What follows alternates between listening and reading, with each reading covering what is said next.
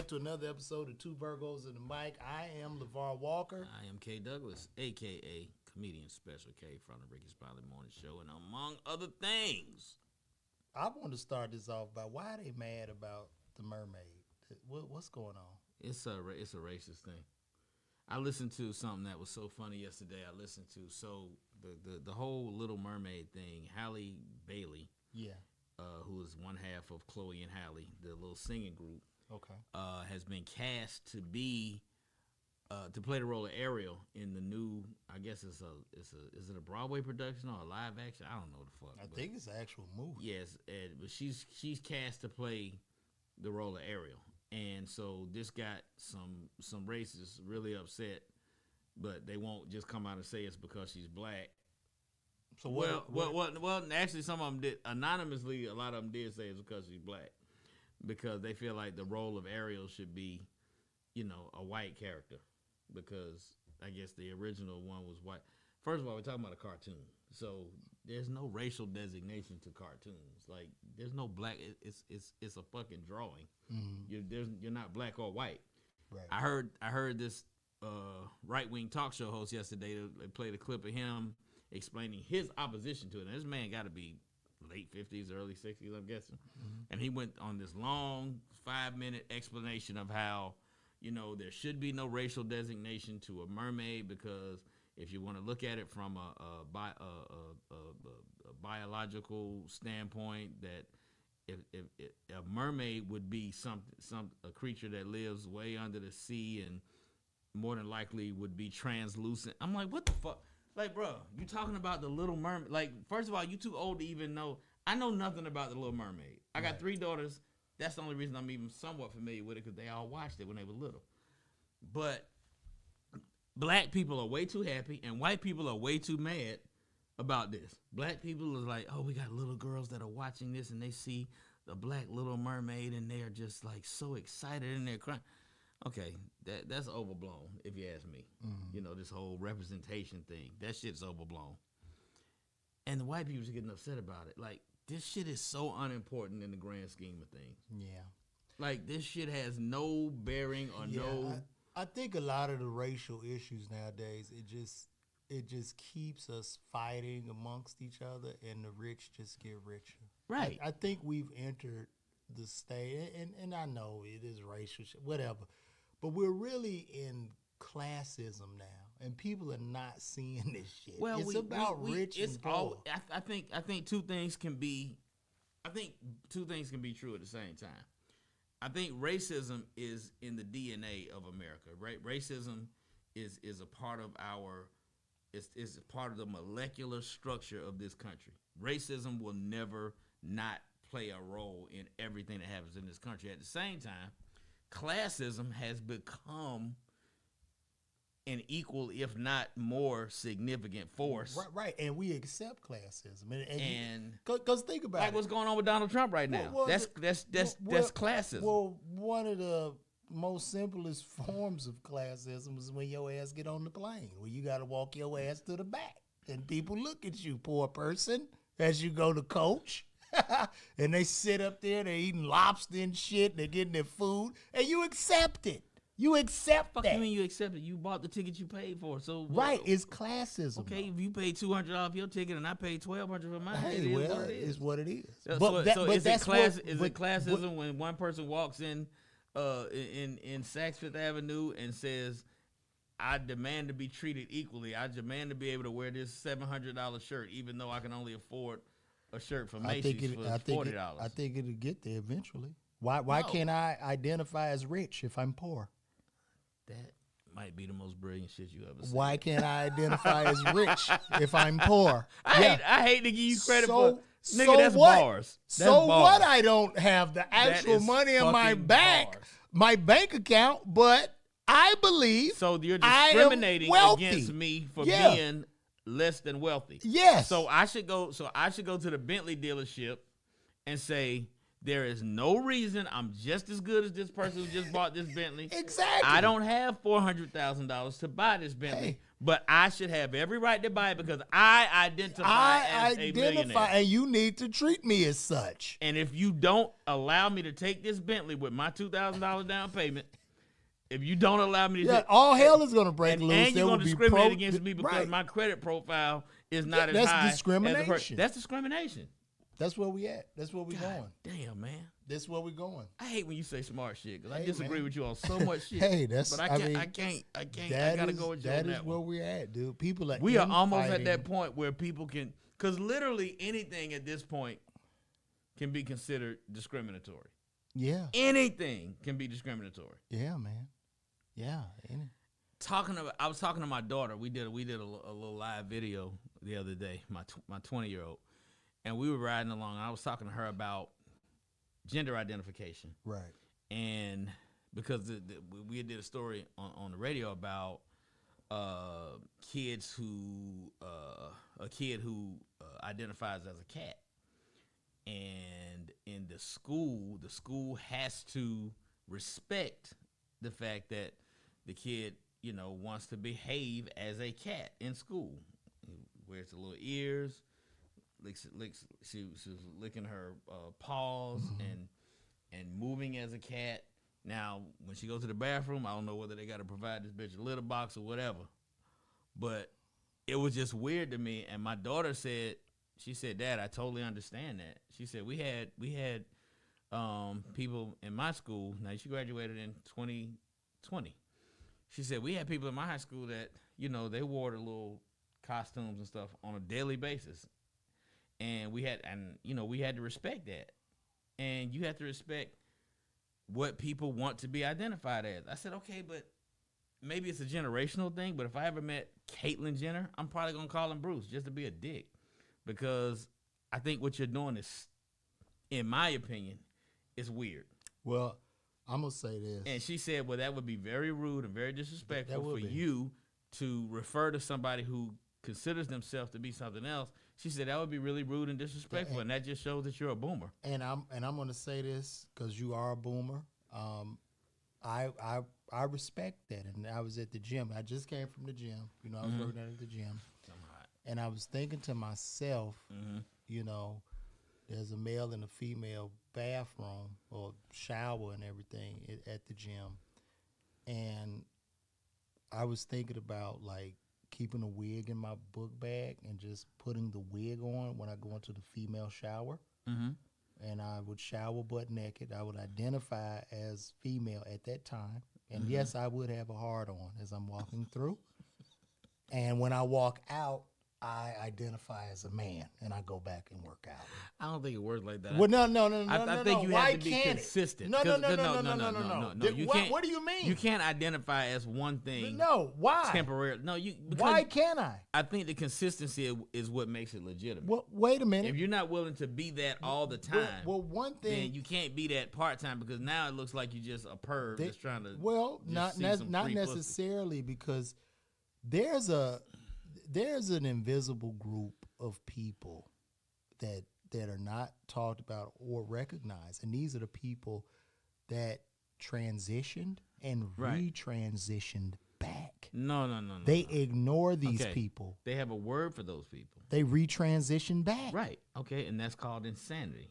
No, you're insane. If you start off with a penis, that's mean. And you go to a vagina, and then you go back to a penis, you're insane. You're being a boomer. No, I'm a boomer. I'm a realist. You're insane. Most trans people don't cut off their genitalia because they won't be able to orgasm or enjoy. What's Caitlyn Jenner? What's going on with that? Caitlyn Jenner still got a peen? Is a lesbian. So you think he a lesbian? So you think it still has a peen? Transgender female. So you think it still has a peen? I don't know. Let's look that up. You think it has sex with? Let's ask So at one time he or if she was dating I can't call it she. Did Caitlyn Jenner undergo reassignment surgery? I don't think he told nobody. Did Caitlyn Jenner undergo reassignment surgery? Okay, we can't wait for serious. Caitlyn Jenner had reassignment surgery, so yeah, he got rid of it. So he cut it off. It's gone. You think he kept it? Well, is she? Why are you being so disrespectful? Cause I'm that is so disrespectful. Okay. And it's just wrong. I don't stand for that. Well, if I met him, I would call him. He's not a him. He's a guy. He's a guy. Wow, the disrespect, dude. That's very just because you sleep in a garage, it don't make you a Camaro. Okay. Wow. You're still a guy. You're a guy. Wow. Listen. You're a dude in a dress. I don't condone this. You are a dude in a dress. I work with trans people. Okay. I have trans friends. Okay.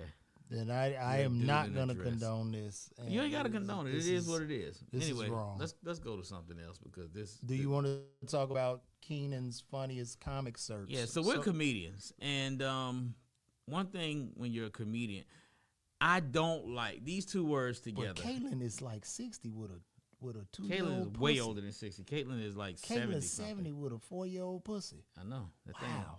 You think that thing hit good? Like, but if is it gay for me to even ask that? Boy, but if Caitlyn's pussy is 4 years old, Caitlyn's vagina, don't be disgusting. Well, if Caitlyn's vagina is only 4 years old, and Caitlyn plays with that vagina, would she be considered a pedophile?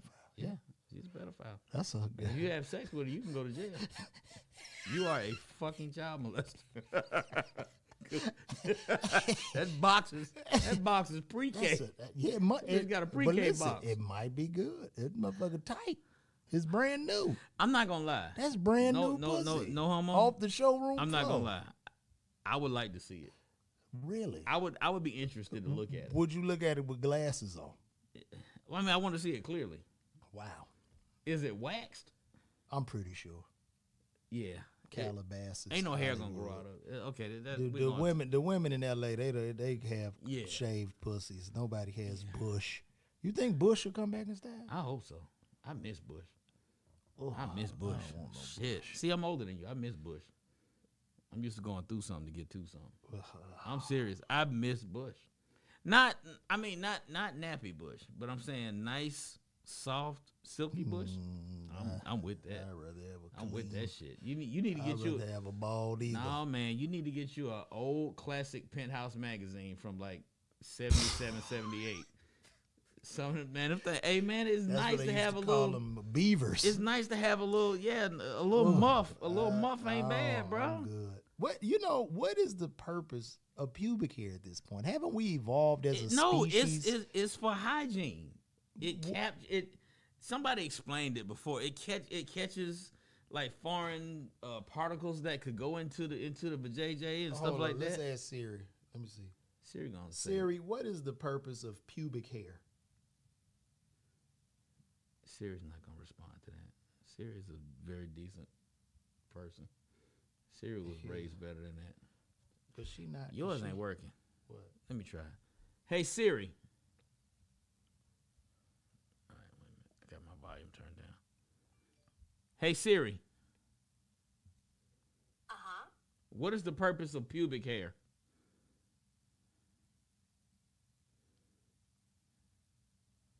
Pubic hair acts like a protective buffer, reducing friction during sex and other activities. What other activities? That's the whole purpose? Friction during sex?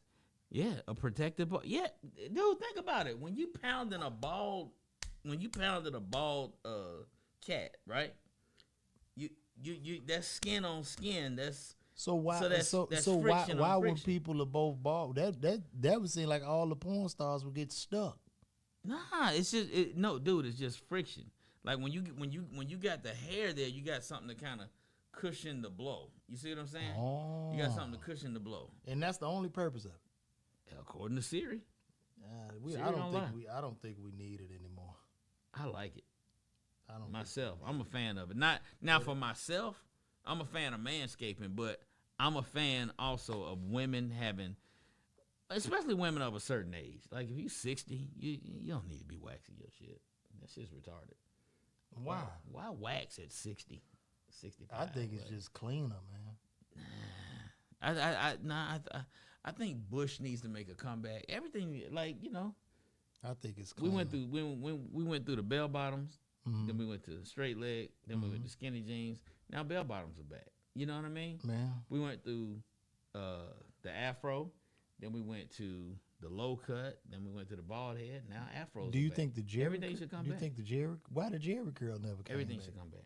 The Jerry curl? It's back in a lot of in the Jerry curl is. Charlie Murphy had one when he was on Dave Chappelle show. Or was that a wig? That was a wig, man. I thought he really. Ain't nobody rocking. I thought he really had a Jerry curl. Well, let's talk about this show. Keenan Thompson from SNL.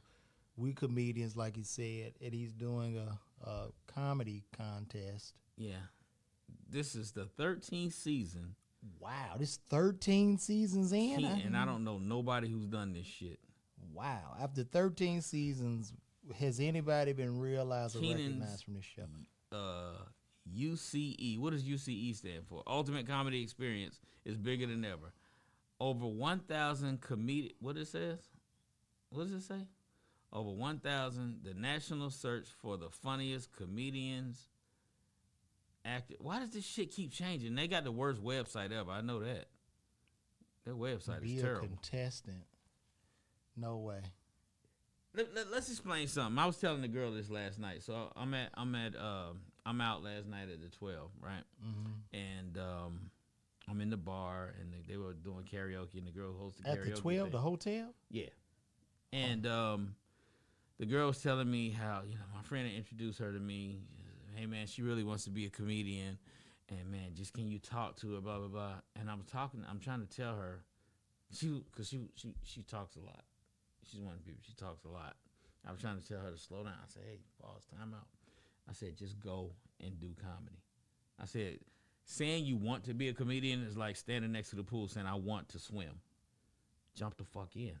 Like, I said, there's nothing I can tell you other than go and do it. I said, you can't prep. She said, but I want to be right. I want to be ready. I said, you're never going to be ready. You're never going to be prepared. There's never going to be a good time. It's like I said, it's like jumping in the pool. You either going to stand there on the side of the pool forever and see, is it going to be cold? Is it deep? Jump in. Just jump in. I said, just jump in.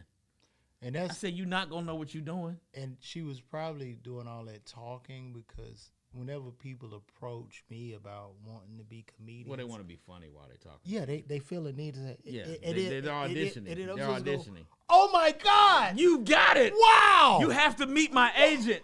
Oh, listen. I've been around a long time, but you take my breath away. Yeah. You're bigger. Listen, you're greater than Kevin Hart and Dave Chappelle. It's never going to happen like that. Never. It's never going to happen like that. And what I told her, I said, you're in Atlanta. Atlanta has comedy pretty much 7 days a week. I said, just find out where they're doing something at and just go and just do it.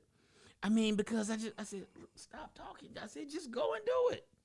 I said, there's never going to be the right time. There's never going to be the right situation. But that just goes go. Into, and listen. And it's either going to work or it ain't. And you're going to know whether it's for you or not. I'm not knocking anybody that's teaching comedy class. I know that's a hustle for a lot of comedians. That's all it is a hustle.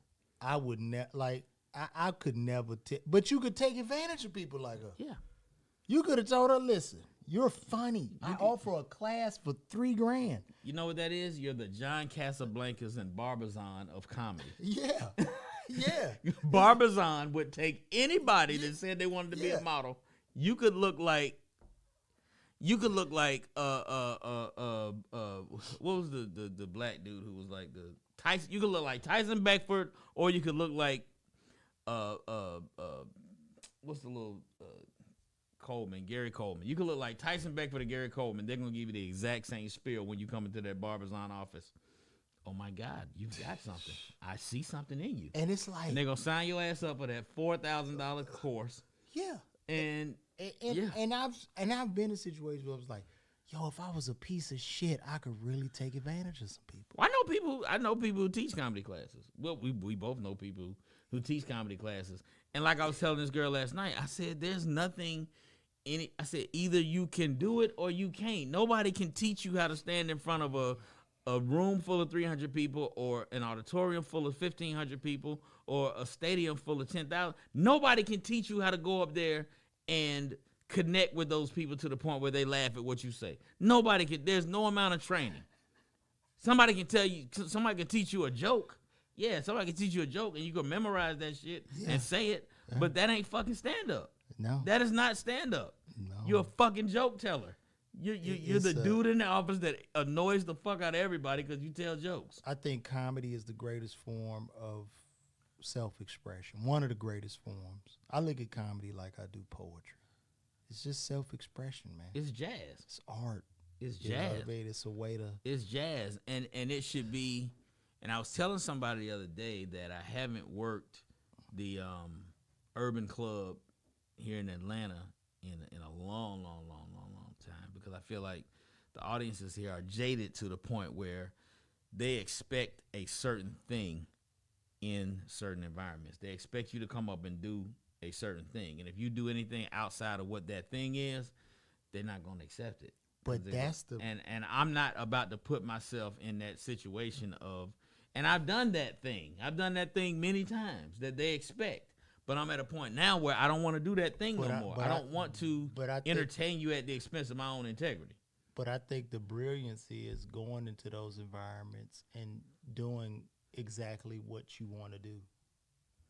Regardless of what they expect. Yeah, so like one time, I'm going to tell a story. So I was doing Monticello, okay? And...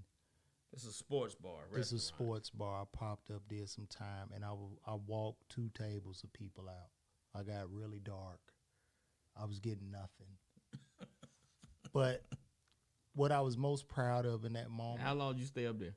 I stayed up there about 45 minutes. Ooh. And this fucking bus driver or something, man, say something funny. I'm like, no, you're gonna listen to me. Like you didn't, like the audacity of these fucks and these bar and grills who don't pay shit to get in there. And I roasted him a little bit. He had on a big heavy shoe as he approached the stage and shit. I could hear the shoe knocking as he came close. Right. And the crazy part, this is the crazy part. I'm not mentioning any names, but one of the comedians recorded me as I was dying and put me on Instagram. And I found that to be hilarious. I didn't get mad. This comedian was called out by other comics, surprisingly, about, why that was wrong to do. Right. But the thing is like, if you're a real artist, you're not supposed to do well every time on stage. Right. And furthermore, even though that the plane went down, I was still headlining Arlington that weekend. Right.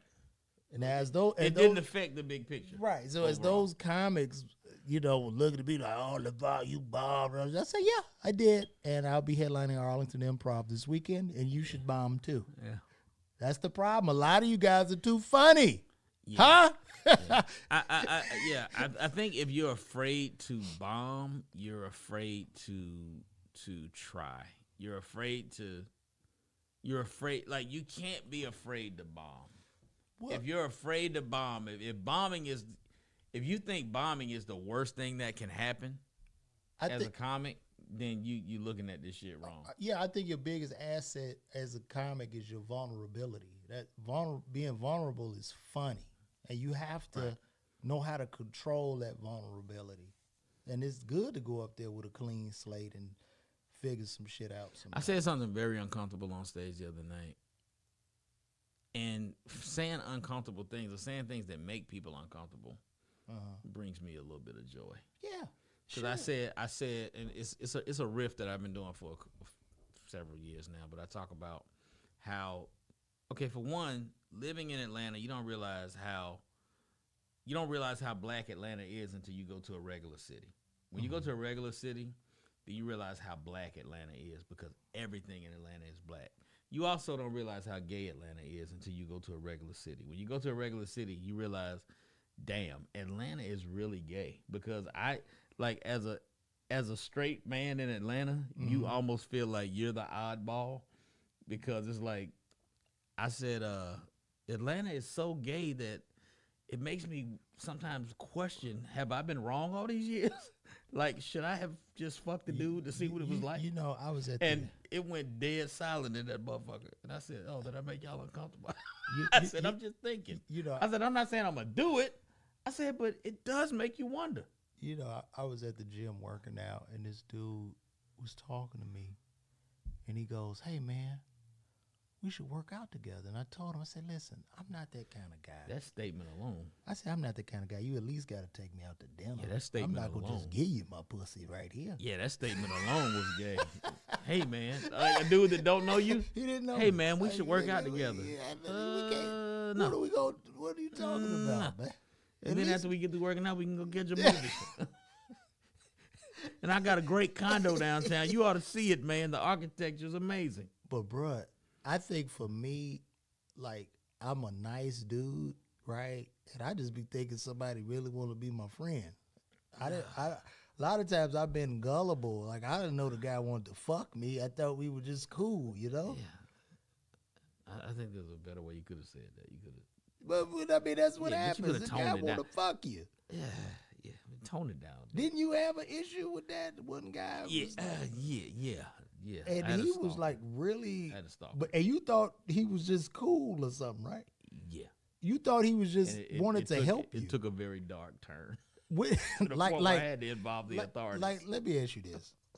So, as this guy, I guess, was he passing out flyers for you and tickets and all this shit? Yeah. And how long did he do this before he said, I want that ass? Like, at what point? I think it was, I don't think it was, he wanted mine. I think he wanted, it was. He wanted you. Wait a minute. He was the bottom? Yeah. Man. And just had a severe crush. And I was blind. And where did he come from? He just came out of nowhere? Person that knew a friend that was a friend of a friend. It's one thing about comedy. You know, because people will use their connection to somebody you know to get to you. Yeah. You know what I'm saying? Like, people will do that, especially in this thing that we're in. People will do that. They'll say, oh, you know, I'm so-and-so's friend. And they'd be like, oh, okay, yeah, cool, nice to meet you. Oh, man, you know, I do this, blah, blah, blah, man. You know, you ought to let me help and you you, just man. being nice, giving them a chance. Yeah, I'm like, all right. I mean, I don't give a fuck. You gonna help me do what I do. And you don't want no money for it, nigga. Yeah. All right, cool.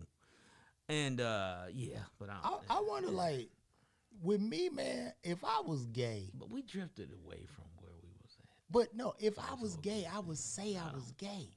Right? Yeah, why not? You be winning. I would say I was gay. You be winning. You know what I'm saying? But I was gay. I have a TV show right now. Yeah.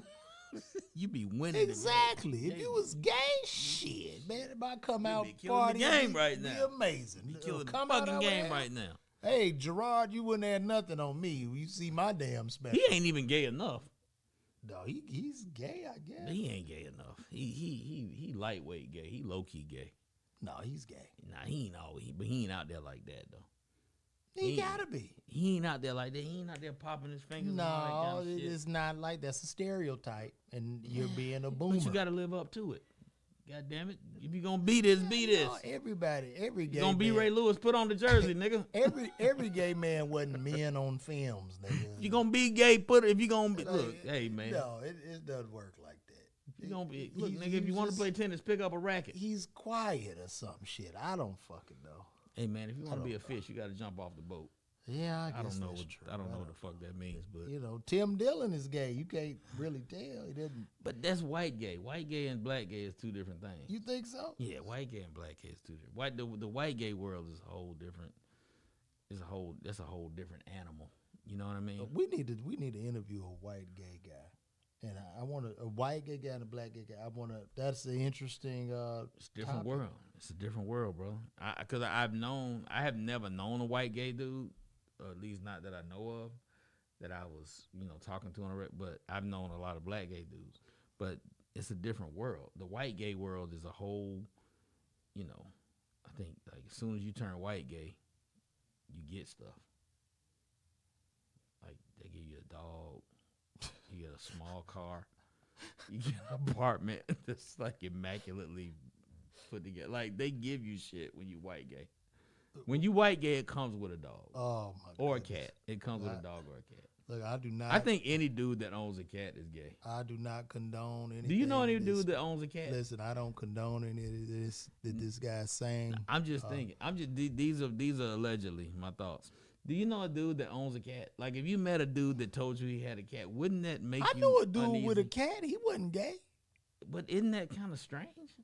Dog, but the way he had the cat, I could tell because the cat was just there. He didn't like. No, I'm talking about a dude who has a cat. He gets his motherfucker shots. He takes him to get groomed. Nah, his cat was just there. This motherfucker's trained like you can't really train a cat. I don't even think he really fed the cat. The cat, he just let the cat out to go figure it out how he gonna eat, bro. He did sick shit. He didn't, you know.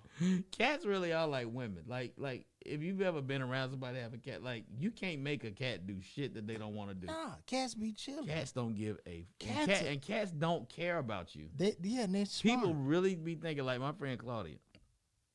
She had a cat that she was very attached to, and she would talk to the cat like it was her child and all that. Like she was very attached to this cat, and I'd be like, "You are the weirdest person I know." I think you know that cat doesn't give a fuck about you. And the cat is looking at her like, "This cat you loves know I'm me." a cat, right? She's like, "My cat loves me." I said, "No, your cat is a very, very small tiger, and if that cat had size on it, that cat would murder you.